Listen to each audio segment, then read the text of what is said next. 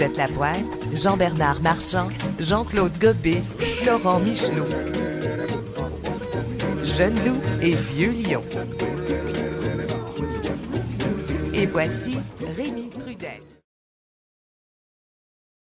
Pertinence d'organismes comme le Forum Jeunesse, dans la mesure où ça ne reflète aucune considération sociale. Or, je veux dire, la sociologie politique nous apprend que les considérations sociales sont les premières, sont les premières matrices de la formation d'opinion.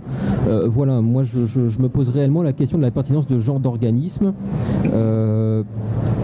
Voilà, à contrario de développement de syndicats étudiants plus puissants, notamment, de représentation professionnelle qui laisse la part belle à la jeunesse, etc. Voilà, c'est plus une réflexion. C'est une question extrêmement pertinente parce que dans le cadre du sommet, c'est sûr que le Forum Jeunesse n'avait pas une place centrale dans les débats, notamment ceux qui touchaient les préscolarisés. Elle était nécessairement compliquée en raison justement de... Exactement, mais ça c'est un exemple des dossiers que nous gérons. Ouais, mais je vais vous donner un autre exemple, par exemple celui du transport en commun. Oui, et je sais que vous avez fait campagne là-dessus. L'agriculture urbaine, l'enjeu de la participation citoyenne des jeunes, de leur place dans les instances décisionnelles. S'il n'y a pas un organisme qui est là pour représenter la position des jeunes, je me demande qui va le faire parce que les fédérations étudiantes sont là pour représenter l'intérêt des étudiants, les jeunes chambres de commerce pour les jeunes professionnels.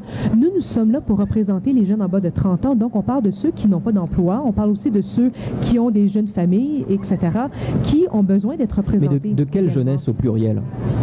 De quelle jeunesse le Forum Jeunesse peut-il se prétendre être le représentant? Ben, en fait, moi, si j'ai bien compris, puis j'aimerais peut-être me faire confirmer si j'ai bien compris, c'est que les 26 représentants à Montréal représentent chacun un organisme qui s'occupe des jeunes, qui donne des services aux jeunes, qui écoute les jeunes. Sauf que certaines populations plus défavorisées, plus déclassées, vont nécessairement avoir plus de difficultés à se structurer de façon associative et par conséquent ne seront pas représentés au sein du Forum Jeunesse.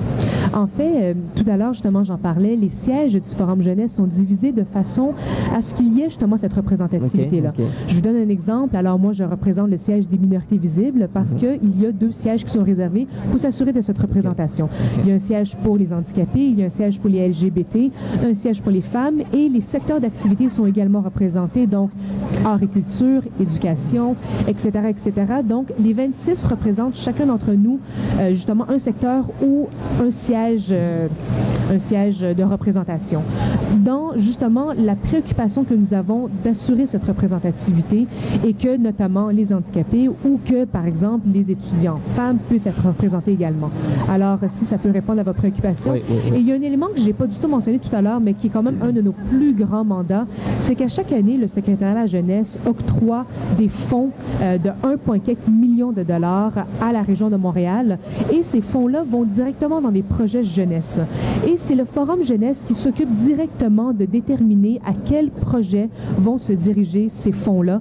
Donc, on gère quand même un fonds à chaque année de 1,4 million de dollars. Et je vous donne des exemples.